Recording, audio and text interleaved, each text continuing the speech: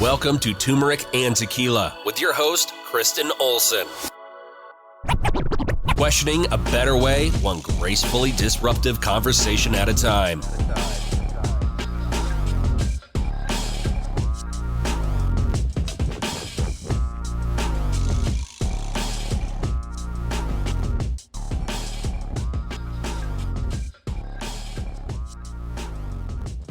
Welcome to Turmeric and Tequila. I'm so excited to be with you here today. We've got an awesome conversation coming at you.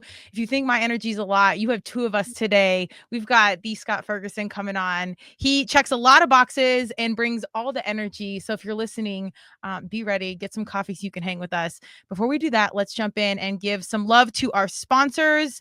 I want to give a special thank you to Colorado Clownfish Swim School, swim lessons and water safety training for all ages. They believe in life skills through sports. Come waterproof your family today. You can check them out at coloradoclownfish.com. And our very own Declan James watches, they are local and veteran owned, and 10% of all their sales go back to the Navy SEAL Foundation. So we have lots of military in the house today. Without further ado, Scott, welcome to Turmeric and Tequila. Hi, KO. Hi, baby. How are you? I'm so happy to be here. Blessed to be here. And this is like, you and I, on my part, have had to reschedule. So Thank you for sticking with me and just being awesome sauce across the board. No sweat. Yeah, when we got good humans doing good things, we'll work to accommodate, because I know you've got to bring the magic to a lot of places, and we're going to talk about a lot of that today.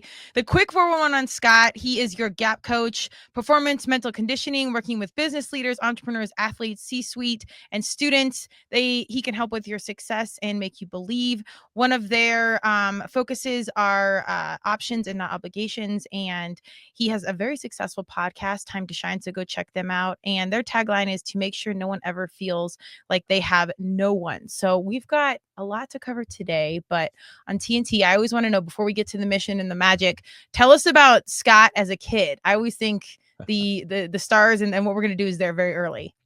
Yeah. I was like a really quick 40,000 foot view. I was born in the Philippines in 1972. My father was a Vietnam vet that knocked up my mom, kind of bailed off to Vietnam. And at the time, bastard children, mixed breeds, were very much frowned upon. So, I mean, I'm 6'1", 230, pretty well put together. And they did not, the country of the Philippines didn't want tens of thousands of these babies that grew up to be big men walking around and physically taking over the country, because men are like your size over there. Okay. And so they basically were shipping us over to Spain, but luckily I got intercepted, because Spain controls the Philippine Islands. Luckily I got intercepted by, a couple that wanted to adopt a child. So they started the adoption process, got a temporary passport back to the United States. The woman who's going to adopt me, her father dies. They can't raise me. She goes schizophrenic. They drop me off in an orphanage. So I did some time in the orphanage, and then I got picked up by my mom and dad, who I call my mom and dad now, Larry and Diane. But they were freaking awesome at, pounding beers and alcohol, and kind of had a hard time kind of, raising a child. They promptly divorced after they adopted me. So I floated around family to family, got lots of abandonment issues that I've worked through in life. Excelled in sports, pretty good, got offered scholarships once they found out that, my grade point was 1.8. They're like, yeah, you might go JUCO, And I was like, yeah, I don't want to do that. My dad's like, you're not going to live here without paying rent. And I was like, oh, perfect. So I went in the military, and then did, 7 years, Operation Desert Storm. That's where I really found my identity, found my connections, found my family, if you will. And then that's kind of the kid story. But I was pretty curious as a kid, because I was left alone a lot. Right. So it was like I was always looking for things, actually maybe trying to get into trouble just for some attention. So I did a lot of that, good things. But I was active, fun, loving. Just your typical kid once I got stateside. Dang, Scott, I didn't even know all that. Okay, well, one of these days we'll sit down over those brain grenades and catch up for real. Seriously, yeah, we might need a whole keg of beer. I mean, I think the really cool thing though is the silver lining to any adversity, especially early on, is as a coach and a leader, you can relate and speak from such authentic space, and so many years of experience relating to so many different things. I think we have so many people as leaders, as coaches, CEOs, speakers that don't really have that like authentic experience and they just learned it on Google or took a master's class at Harvard or something. And True. it just doesn't hit the same. So I would never wish that kind of adversity upon anyone. No, I got you. And if you've gone through stuff and you can share intel around it, I think it's extraordinary to be able to step in that space and then offer, relatable life experience. Yeah, exactly. And yeah, sometimes a lot of it was blocked out just through the help I got from, certain professionals. But like my coach that's been coaching me as a real estate broker, still am since 1999. And I've had her since 1999 to this day. She's still my coach. And she's just like 2011 or 12, because I lost everything in 08 and 09 due to the real estate crash. Yep. She's like, you should really lean into coaching. I'm like, who am I to coach? I was broke, and she's like, but listen, you've been working with people's biggest investment to that point in their life for like the last, I guess, be 15 years at that time, or 14 years. So then she really kind of took me under her wing and gave me different platforms to learn.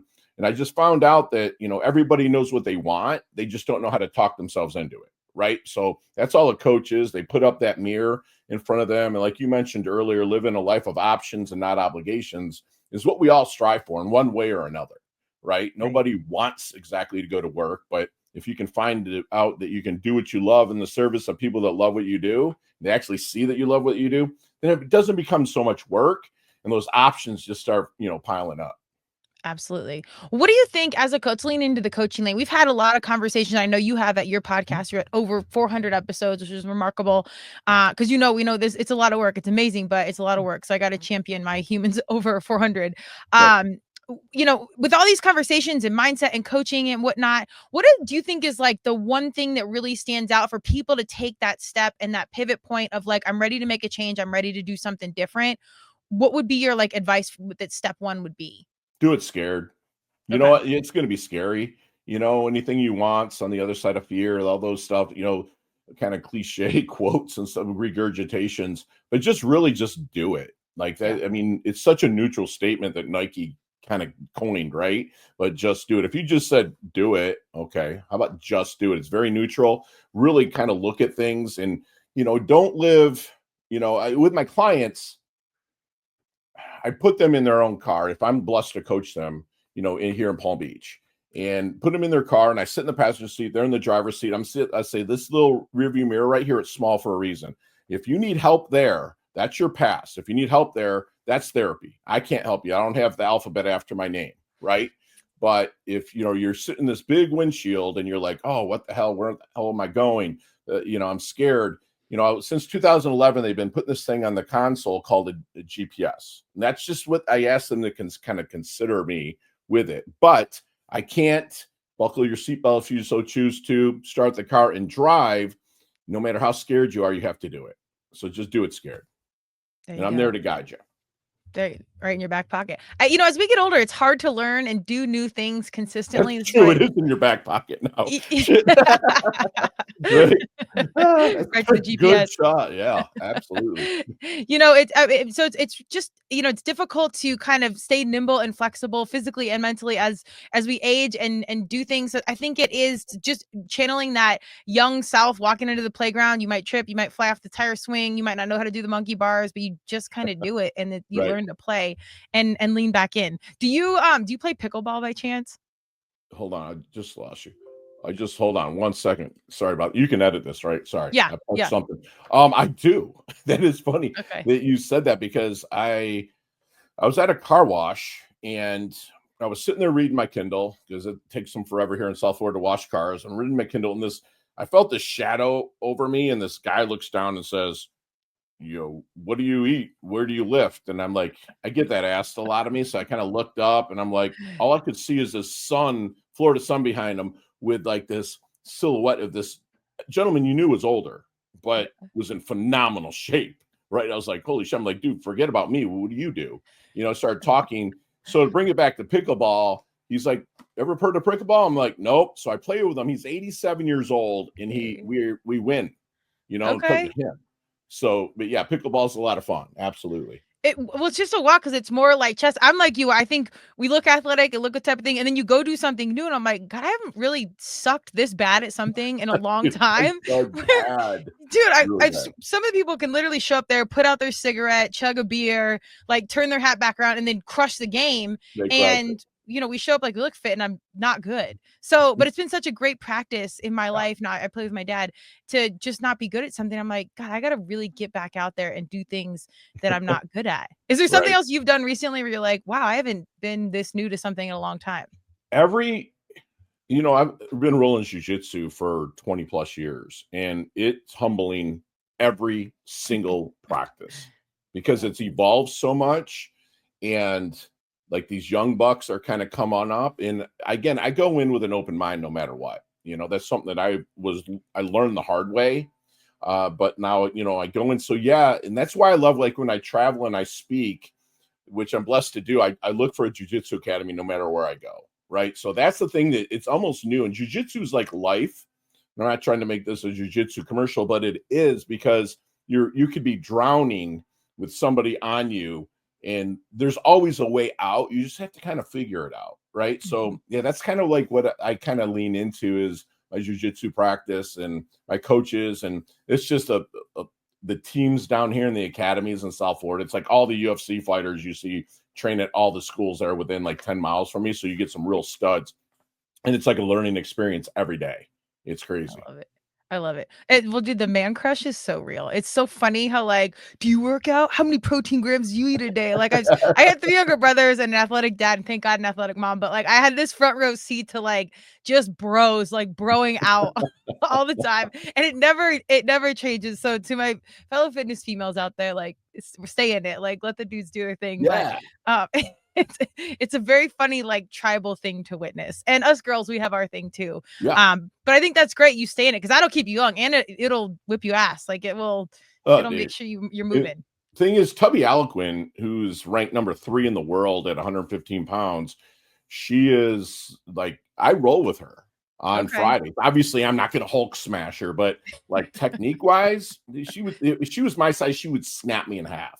Yeah. So it's like, and I believe here, it sounds like I'm going jujitsu again, but I believe that is the best sport for self-defense, especially for females, because if you're going to be attacked, you're not going to like knuckle up with some dude, right? It's like, if you saw me, I attacked you, you'd be wanting to get away, right? Maybe not you, but like other people. But it's like jujitsu teaches you escapes and to get the hell out of there and go find help, right? And that's one thing that I've learned, that no matter where you are in life, we have an 80-year-old and they're rolling. It's ladies coming in for the first time going, oh my gosh, guys, and it's super humbling for people that think they got life figured out. Yeah. Try it. So. That's actually a more dangerous space, I think, to exist, is thinking you have it figured out than staying ready and on your toes. Right. And any athlete knows that. It doesn't matter how good you get or whatever. Like, there's always somebody better, faster, stronger, doing more, that leans in. And the other part of that, I love life skills through sports, but is community. And I want to shift our convo a little bit to, not feeling alone. I know you have a personal tie to suicide and your personal cause, but even in 2025, before we got on the mic, it doesn't matter if you're married or have kids or a big community enough. There's points, especially for high achievers, where you truly do feel alone as entrepreneurs. You travel a lot. Why don't you take your spin on how that's impacted your world and why you're so passionate about it, and perhaps some pro tips for anyone out there listening with suicide prevention lifeline? Yeah, I mean, just in general, about not feeling alone and why it's so important to you. Yeah, it's just a little bit about my rapid kind of talking about when I was a kid. There's like a lot of alone time, so my imagination is on fire, right? It's like I can like imagine things and see things because I did a lot of alone time. But then as I got older, I wanted to pull away from that, kind of that time. But a really good friend of mine said the happiest, most successful people operate from their imagination and not their past. So then I started really leaning into it. But to kind of take it into the suicide prevention, is like my little brother unfortunately took his life. And it was at the lowest time of my life because the real estate market crashed in 2008. And, I was, a 2 comma guy, multimillionaire. Like I did it all, but I was doing it all from a place of kind of like a predator. I preyed on other people's misfortunes, meaning, oh, you're losing your house. I'm sorry. Caitlin, and but I will get you out of your house. I'll buy it from the bank, but then I just sent you on your way, right? Thank you, make me money and stuff. Then I lost everything. And at the time, out of the blue, I got a call from my dad, and it was just like, Tommy killed himself. I'm like, what? My dad's just kind of like that hardcore, born in 1948, just, that typical baby boomer that's just like really stoic. And I was like, what? And I had already lost friends when I was in, the military, that it came back, didn't know how to deal with civvy street or civilian life. And it was, I kind of already had a vendetta against suicide then, but when Tommy did it, I had a really big vendetta. And so when I started Time to Shine Today, my podcast, I asked people to donate. I don't care if it's $5 to come on the show. And, I don't know if you heard of this thing called coronavirus that kind of happened in 2020. It was like, I had people that donated. I don't ask them how much, but it ended up being like $14,000 in like 7 months during that time. And so then they kind of put my show on blast and kind of put it out there, so I do a lot for them. I fly to New York once a year, kind of meet with the whole, community there at Suicide Prevention Lifeline, and, speak to as many people as I possibly can. And if you're out there, please, just don't do it. Just there is help, and please reach out for it. Amen. It's wild times. I think now, I coached for 10 years at high school level after college, and the high school I coached at, we've lost, oh gosh, I think at least 4 or 5 kids over these past few years to suicide. So it's affecting our young people earlier, and I think they're exposed to things earlier. So the conscious conversation of what's going on, how we're feeling, the mental health check-in, I really do believe it needs to happen earlier and earlier. Do you see it? Are you aware of it now more amongst younger people? Like, do you do anything in high schools or anything like that? Yeah, I'm kind of attached to a group called Reaching Higher, and they bring me into schools. What they do is they take 5 of your popular valedictorian, like 5 of those kids. They take 5 of the kids that they know that are kind of ghetto, like not handed a good hand or dealt a good hand, right? Then they take 15 kids in the middle of the pack. We put them in a room for 8 weeks. They get out of class for 2 hours on Wednesday. We go in and kind of speak to them. And so, yeah, I'm doing, I guess, my part with regards to that, and just speaking to them from life skills, and knowing that no matter what happens, life's going to punch you in the mouth. It's going to happen. It's impossible to not get, jacked up, but there is help out there. And I want them to know and not be afraid to do something just because they feel like they're alone. And again, like you kind of mentioned, the higher you get in life, the more alone you feel, because people aren't soaring as high as you. And that goes for high school kids too. You know what I'm saying? If they're going. I mean, you have the lower ones, but there's those ones that are absolutely killing it. And those are sometimes actually like 38% of them are people that are, kids that you would view as going to be going and getting successful in life afterwards. So, there's always help out there. So whoever's listening, please, please, please seek help if you're thinking of that. Do you have any good advice for people like that might be around you? Like, man, this person, I just don't know, something just feels kind of off. Like, is there any good advice for the community around someone that you're worried about? I'm not really qualified to say it. I'd just be like, ask them, something stupid like penny for your thoughts, like talk to me, if it's a friend of yours, be like, it's a guy, dude, what's up? It's shaking, and if it's someone that you don't know, I'm not afraid to get my asking gear. I will ask anything all the time. And, I've noticed some people's energy being off, and I'd be like, listen, man, I'm probably way out of line here, but is everything okay? Yeah. I put it there, and it kind of goes in line with coaching, because a lot of people that are these coaches out there you talk about, you'll mention something you're struggling with and be like, Caitlin, have you thought about this, this, and this, instead of asking permission. Right. And be like, oh, I have some ideas for that. They might not work. They might be stupid, but if you want to rap about it and talk about it, I'd love to have a conversation. It's the same thing with people that are struggling. Tell them that you're out of line for asking, but ask permission to ask and see if everything's okay. They're a lot more receptive. I love that. I'm with you. I'm certainly not a doctor, but I think we're always seeking for this grandiose solution. And sometimes it's as simple as just asking a question. And if someone's, put off by that, God bless them, find the right way. But I think you're better off saying something than saying nothing. Absolutely. And Please having say some something. sort of reprimand. Yeah. Yeah, absolutely. Well, that's great. And I got to give you a personal thank you because I took inspiration from you having guests donate to your charity. And we do that now to Holy Kicks. Shout out to them. What? Yeah. Nice. So we've had some great, I think the last 50 guests that have come in, like 45 of them have donated to Holy Kicks, a local cause out I here. didn't get that link, so please have your producer send it to me. Yes. I Yeah. promise I didn't get it. You're So I think you were before the intake form okay, because we scheduled you. So, but anyways, we'll I'd get it still to love you. to. But Yeah. yeah, it's really cool. I didn't know, like you, I didn't know how it was gonna go. And Tig, the founder, reached out and he's like, "Did you know this was coming in?" I'm like, "Actually, no, I wasn't even following it." So, yeah, you're out here coaching podcasters and making the world a better place. So we appreciate that, and I know Yeah. Holy Kicks does. I'm really curious. I like asking my coaches and leaders, especially the humans that have really walked through a lot of things. I want to know when you're working and coaching with some of these high achievers, what's like the most common thing, or is there a common thing that you've dealt with high achievers and super successful rich people? Like, is there one thing you're consistently unpacking with these, super varsity humans? Yeah, the resources there. Oh, I don't have resource. I don't have this. It's never a lack of resources, it's a lack of being resourceful.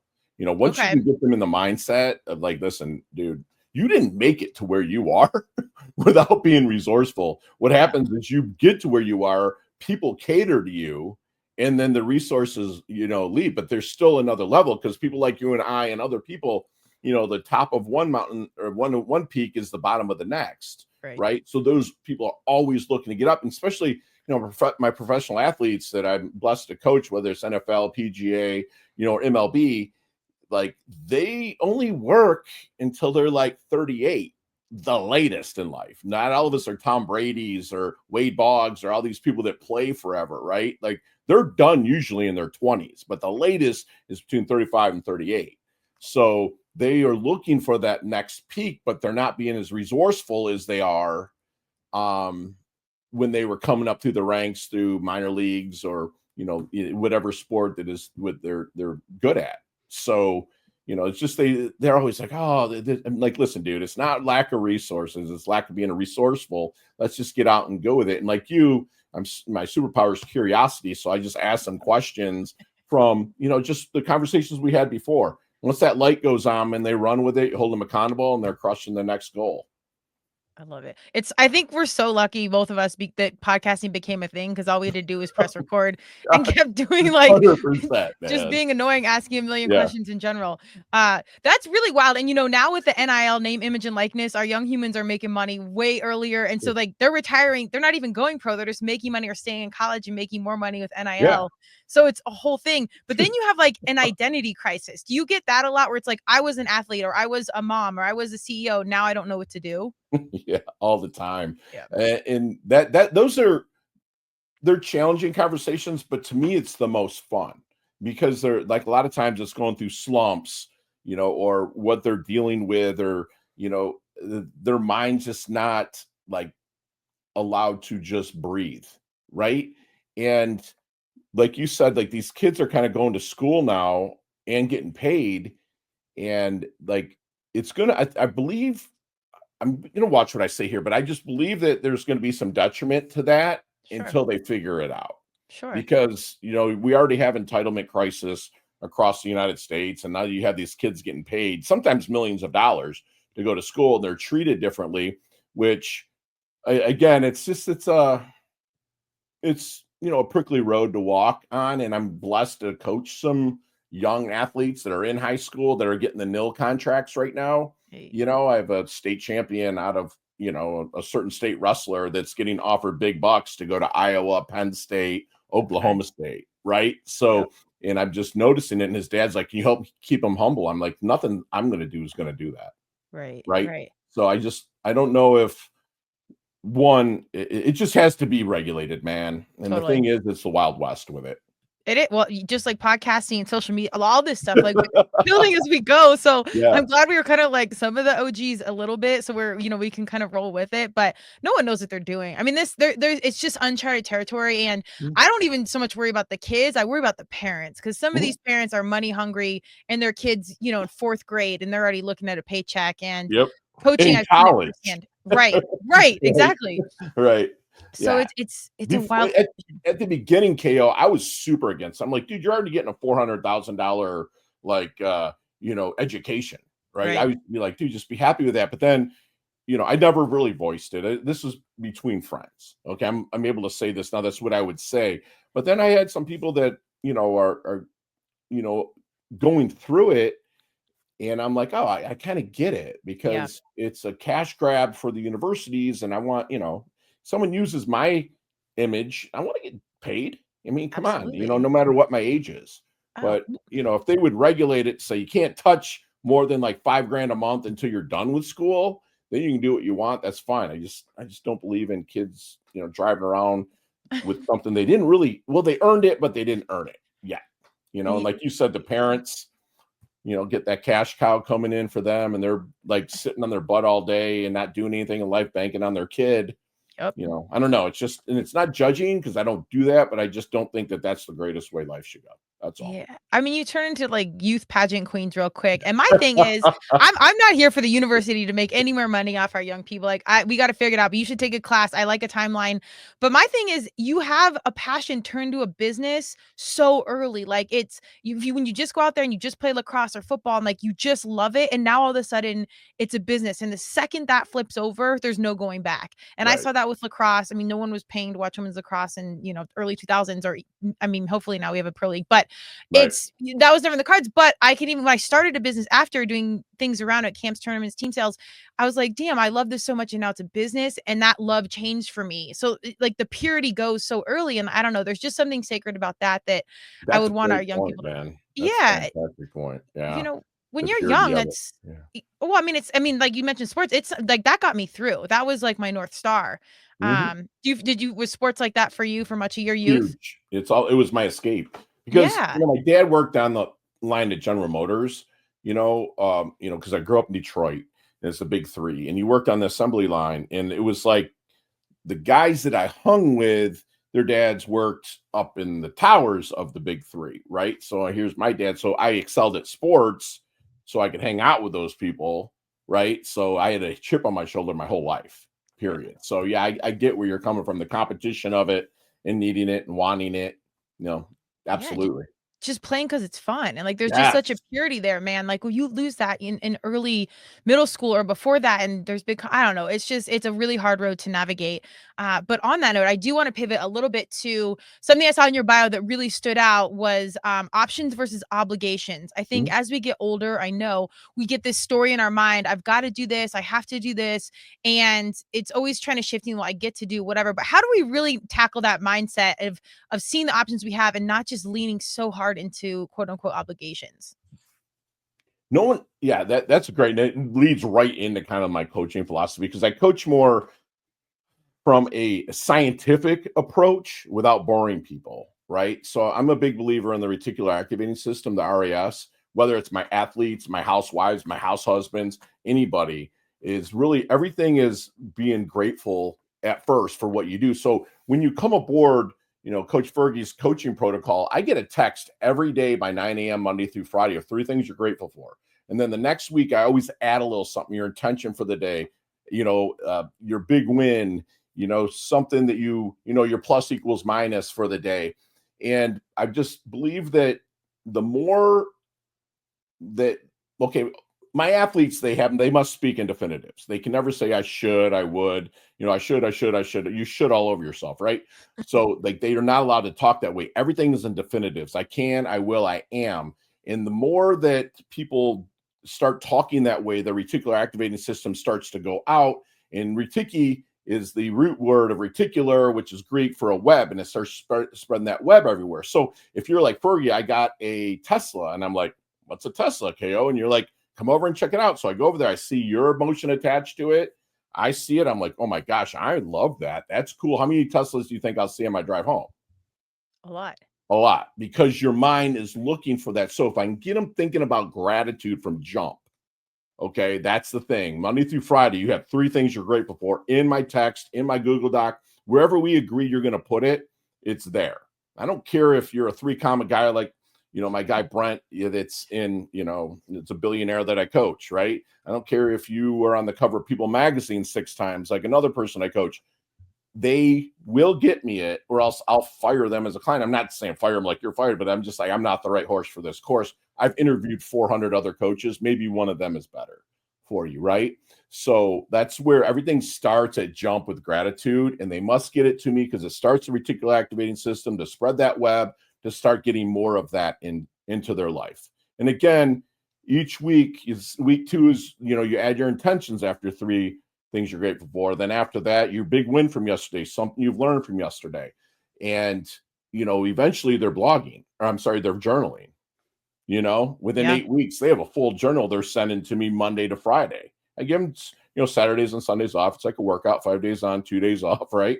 And get them going. So my philosophy is like, get going on gratitude, period. No matter where you are, you have to find a place of happiness within where you are. I'm not saying be happy and satisfied, but be happy where you are, because that will, spin that reticular web out there to get more of that. And it just works. So it's more scientific than foo-foo. I give a reasoning for it. I love The Secret. I know Rhonda. I know Ashraf. I know those people. But it was like, if they would have added a little bit more about the reticular activating system, I probably would have been a little more happy with it, because it's actual science that works. Yeah. You say foo-foo, I'll say woo-woo, but I'm here. I like that that's a juxtaposition to TNT, because it is, you get back to energy, it goes back to physics. Like the baseline 100%. is science. And I like the letting go of like the woo believing, which honestly for people like us, I think it's hard to be like, if I just believe and envision, it's going to show up. Like I feel like I got to dig a hole, build a car, do something hard Yeah. for this to work. Right. But I do think, that mindset. And I think that's great that you work with some of these super smart, super educated, super whatever humans, and it gets back to them and their choices and how they're choosing to show up every single day. Yeah, exactly. And, it's challenging at times, because, you get people, I don't want to do this. I don't have, you're right. You don't have to do it, Right. but this is what you put down that we want to reach for you to live the life of options, different options, because everybody's options are different. I remember when my option was, dude, I got to like wait this table so I can go get my version of surf and turf, which was Vienna sausages and a can of tuna. You know what I'm saying? So now it's, it's leveled up through the years, but at the same time, it's like people that are at that level, including, I'm going to include us in it. We're always looking for something, For sure. not new and like shiny, but a challenge that's going to push us. And like, I come from a place of service, so it must include that, me to serve somebody, for me to get on board with anything that's new.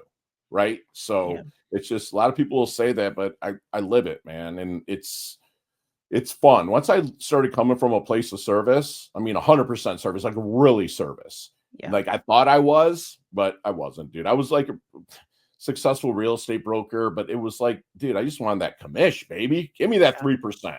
Most highly paid, overpaid job you can have. 3% of $1 million sale for showing 3 houses. Come on, dude. You do any better. But once I've learned that there's that service goes layers and layers and layers deep, then it becomes like an athlete looking for that next thing. As long as it surrounds around service, I'm down.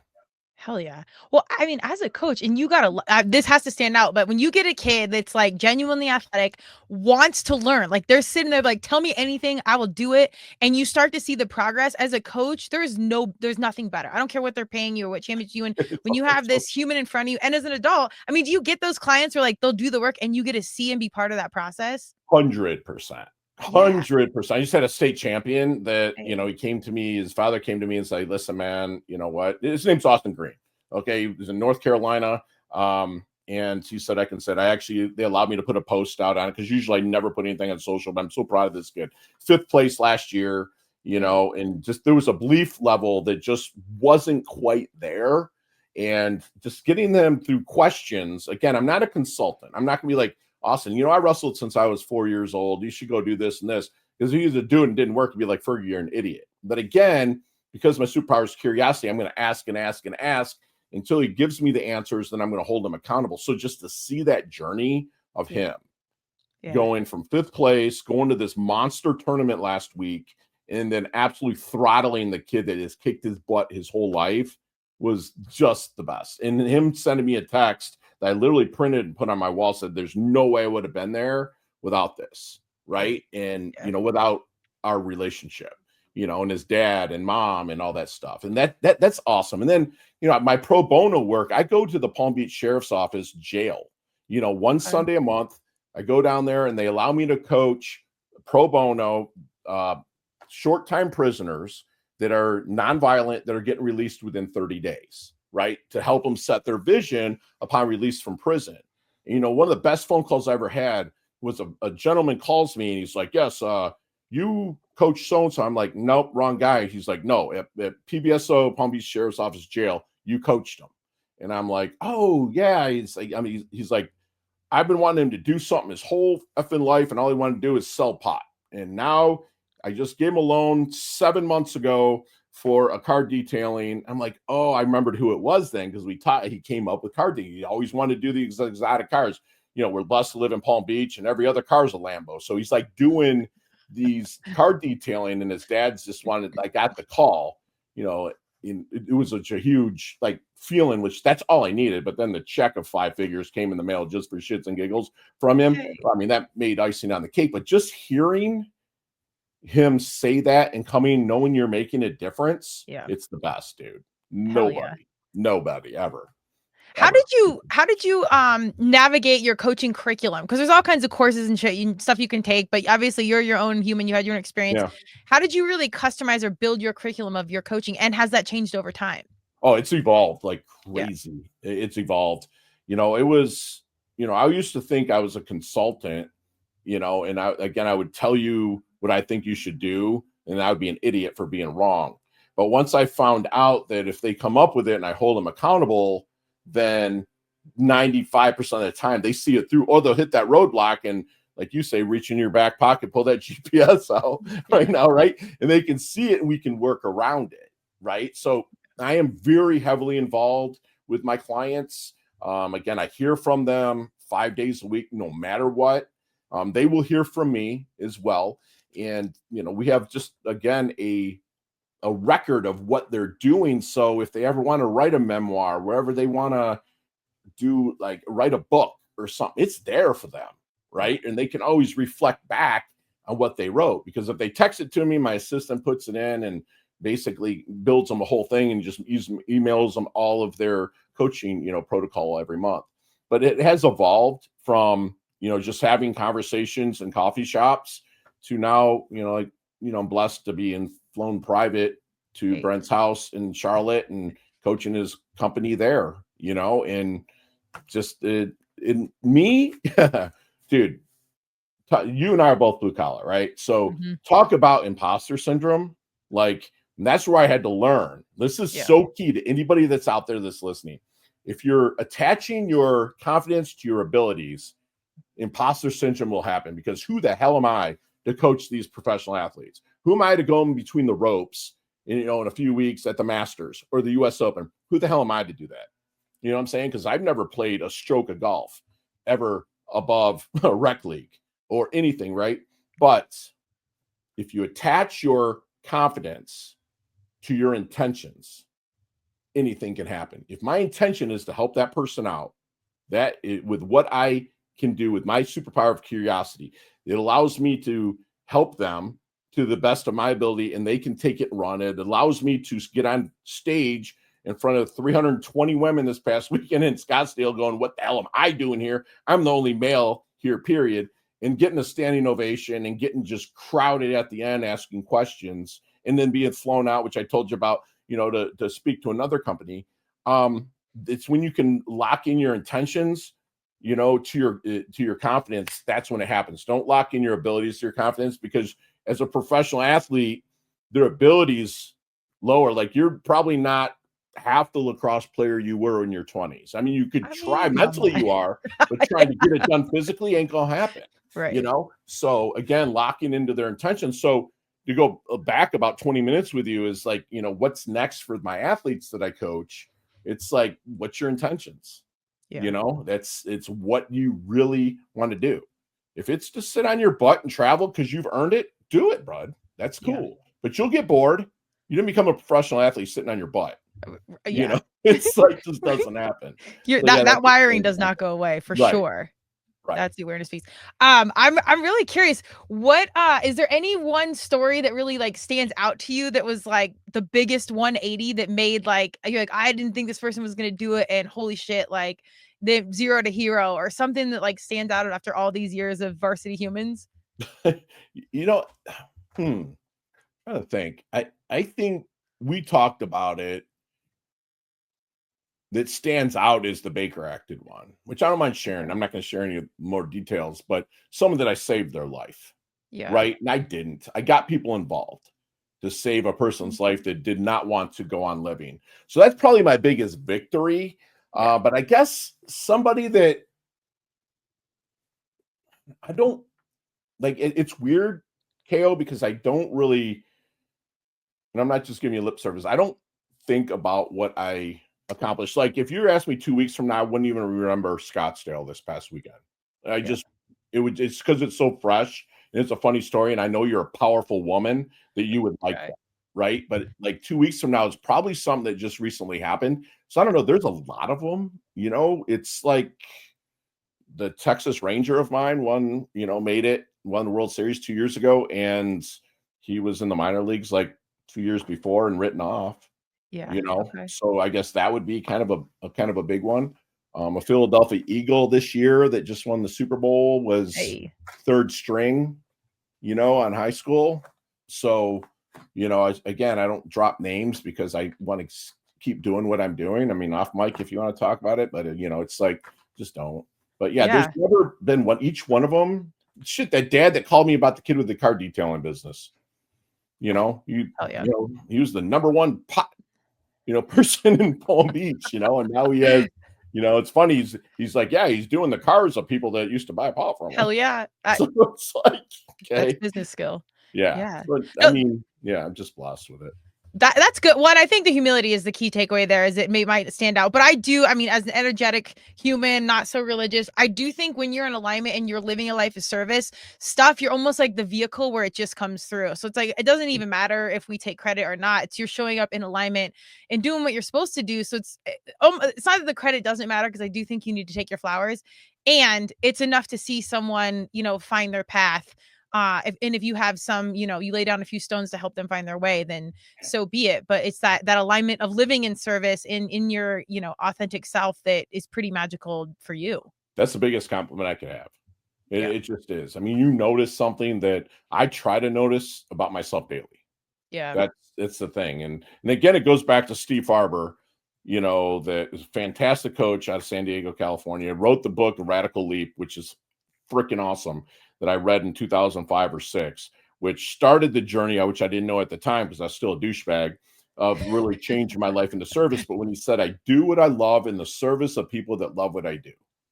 And if you're doing what you love and people notice you doing what you love, they're going to want to hire you, or they're going to want to have you around them in their life. Like, don't short yourself with the community that you surround yourself with.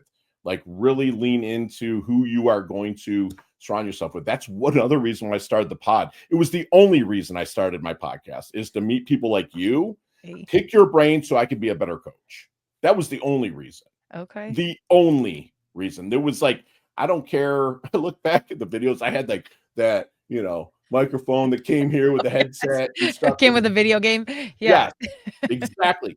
And it just so happened that, because of the Suicide Prevention Lifeline saying, who are you? Why do we have all these donations? And then put me on blast. I'm like, wait a minute, there's something here. Yeah. Right now I'm blessed to be sponsored by Indeed.com, Sleep Number Beds, Jocko, it's like certain people throw stuff. It doesn't have to be cash. It can just be product. It's the stuff that I'm able to be an affiliate for, and be sponsored by. And I never saw it coming, but because there was passion behind it, it happened to, take off, because I was using what I'd learned from you. Like, I believe you said something like, follow your passion, align with what truly excites you. Yeah. I believe you said something like that. And that stuff like that would like totally stay with me. Right. And do that. And you also said something, hold on. I know, because I have like one of those photographic kind of, you said something like, you don't have to fit in anyone else's box. Find your own way, something like that. Does that sound right? Yeah, it sounds on brand for sure. Against the grain. Yeah. I mean, graceful disruption is challenging status quo. So Yeah. anything around those lines is a fit. Yeah. Yeah. You said something like that. It really stood out to me.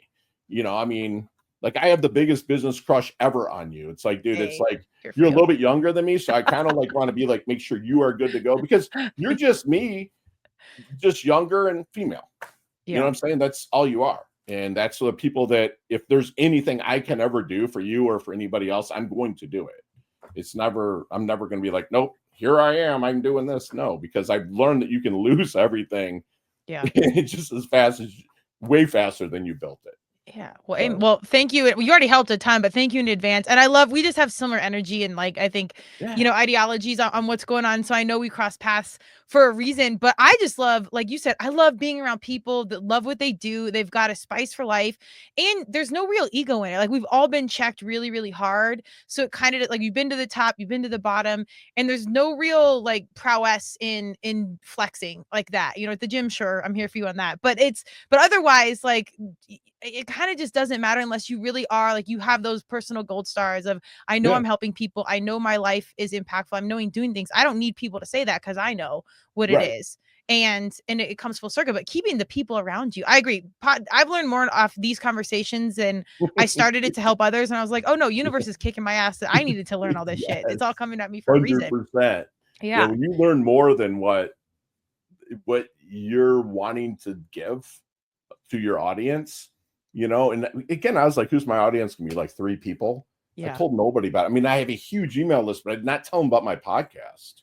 Yeah. Right. It was always about, the little blogs or stuff that I ended up sending out. And next thing, I sent that out to my list. And then they're like, oh, this is cool. And then they listen.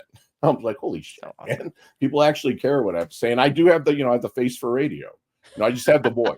Like seriously, it was gifted to me. So I have it, and I've had radio shows, terrestrial shows, and we talked off mic about the new one that I'm starting in Palm Beach. So Yeah. it's yeah, it's been a blessing. And now that if you get a platform, and me being 53 years old now, I'm kind of at that silverback kind of age where I'm not too old, or people like you're freaking old, and I'm not too young. People like, what the hell do you know? It's kind of like I'm in that sweet spot. So that's where a lot of people will take it and run and make bank and just disappear in life. Like I want to hang out here, help out as many people as I can, and make bank. I'm Hell not going yeah. to lie Yeah. to you. Yeah. Again, live a life of options and not obligations. You kind of have to make the monetary side. It's Right. going to have to happen.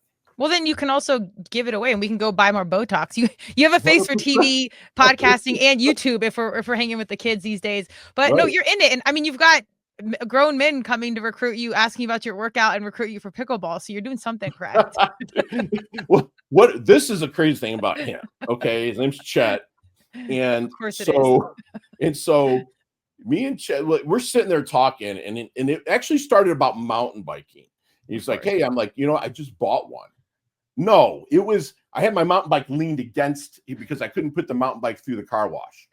And so I had Okay. it leaning there. He's like, well, I ride at Riverbend Park. And I'm like, oh, awesome. And that's awesome. So we kind of met there and started talking. Then it led kind of to pickleball. Then it kind of led to me going to his house. And then kind of led to me finding out he's a 3 comma guy. Like Okay. he's the billionaire. Okay. And just the coolest dude you'll ever meet. And the introductions that he's made for me, and the stuff that he does for me is something that I'll never be able to give that kind of reach to somebody else monetarily wise, right? Yeah. But it makes me strive. It's that next peak. Is if I can do for people what Chet did for me, just mentally and really just push forward, dude. It's and again, it's me not being a dick and looking up, going, hey, pizza and beer or something like that, right? Like that's what I eat, I'm busy. Yeah. right? Yeah. And just actually taking the time. But it's like, I believe in God, and like believe God put that dude right above my head with the light behind him. I'm like, oh wow, that's cool. The energy, man. I think literally, I mean, we're doers, but if you're in alignment, things just come in. It's for me to this day, that's still hard to like kick back and just believe. But I really do think when you're in alignment, stuff literally does just show up. Does 100%. Yeah, it's wild. Well, I mean, I have a million more questions for you, but 2 main ones. One, you kind of already answered, but I'm really curious. Like, I know you mentioned books and stuff, but was there one leader, coach, mentor that really stood out to you that was a defining moment that put you on your path? Sam Mizuraka. Sam Mizuraka was When I got out of the military, I had already been an ACE certified personal trainer. So I was training people in San Diego. And then when I came back to Michigan, I was personal training people in the morning. And at night, I was bouncing at a bar and trying to kind of figure out what I kind of wanted to do. And that's how I kind of fell into real estate. But I was coaching a gentleman I was coaching a lady. And all she wanted to do was put her luggage overhead. I was personal training a lady overhead in a airplane, and she did it. And then she was so happy, and her husband's like, "Do you want to come golfing at Franklin Hills Country Club?" I'm like, "Sure." So I go there, and that's where I met Sam. And Sam was the one person that could push my buttons, but I learned the most from. And if I owe anything in life, other than my father, Larry, other than Larry, Sam would be the guy. Sam was the guy because he didn't have to. And I learned also from Sam, and I tell him this jokingly now, not what to do, what not to do. Because he'd always tell me I have a huge ego and it got me to where it is. And that huge ego buried me. And somehow he's able to survive with a huge ego. So I learned just as much of what to do and a little of not what to do through him. So yeah, Sam Mizraca, and there's another gentleman, Gary Shapiro. It was kind of like funny because it was like a Jew and a Gentile, and they both, and again, I come from Michigan where it's like the second biggest Jewish community. Like all my girlfriends are Jewish, right? Where I live, in Bluefield Hills. So it was kind of funny where walk in and like there's this area, it's Detroit Athletic Club, where everybody wants to be seen. And I'm sitting with the Jew and the Gentile, and like I'm learning from both. And it was a joke for a minute. So I apologize if anyone's offended, but it don't mean anything by that. It was a really cool scene and what I have in my life that I get to look back on and who I got to learn from. It was insane. It was awesome. What a wild journey, man. You've been thrown into like just everything. Like the perspective is in depth. Thanks. I appreciate it. It. And I get to meet people like you.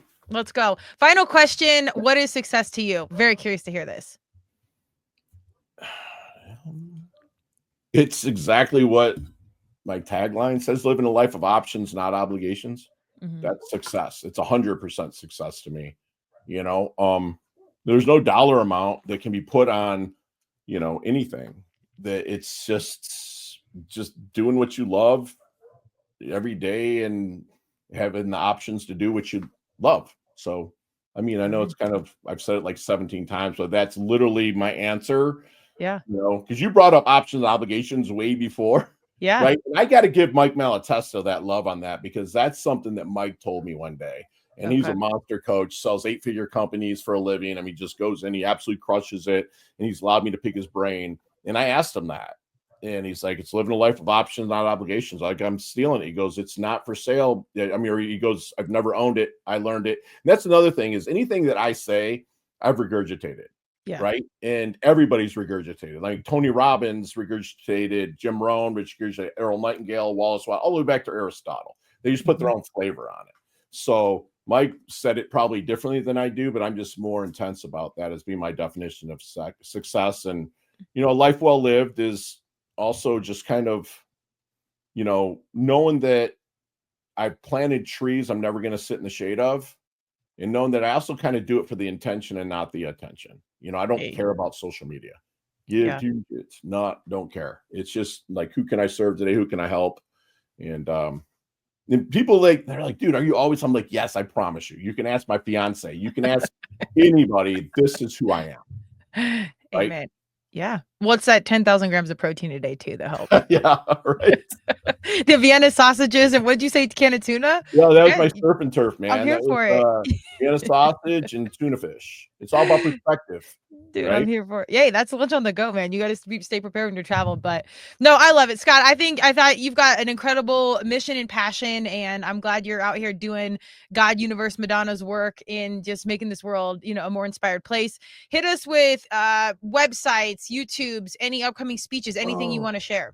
You know what? Just I'm going to give you this area code 561-440-3830. If I give a free hour of power, anybody that has something on their chest, call that, leave a message. If it's during working hours, Tiffany or Donnie will answer it, take down your information, and I will definitely get in touch with you. If you want to email me, it's SF as in like Scott Ferguson SF at timetoshinetoday.com. You can visit timetoshinetoday.com, but I'm not web. I'm not social. I'm really kind of out in press and flesh and making things happen that way. There you go. He really is. He sends video messages. This isn't a human just spitting lines. So, and you know, as an influencer manager, all things marketing, I will tell you the truth. So, Scott, I appreciate your time and energy. I want to give a little love to our sponsors, Colorado Clownfish Swim School, swim lessons and water safety training for all ages. They believe in life skills through sports. So go waterproof your family today, coloradoclownfish.com. We've always got Lux Neuro in the house and Declan James watches. All of our friends. Scott, do well. We'll cross. I'm going to put this in the universe. We'll be on stage speaking collectively 100%. At some point. I'm going to open for you very soon. Oh, let's go. We got some work to do. Love you guys. Thank you, Scott. See ya.